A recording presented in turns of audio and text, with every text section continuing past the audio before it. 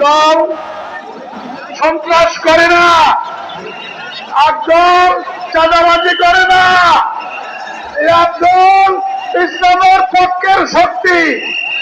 এই একদম আগামী নির্বাচন ইনশাল্লাহ বিপুল ভোটে জয়লাভ করবে।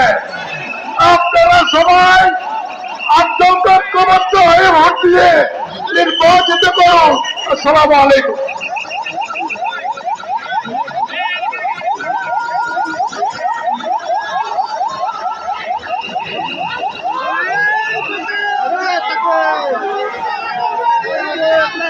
এখন বক্তব্য পেশ করার জন্য বিনীতভাবে অনুরোধ জানাচ্ছি অধ্যক্ষ মাওলানা সরওয়ার কামাল আজিজি সাহেবকে।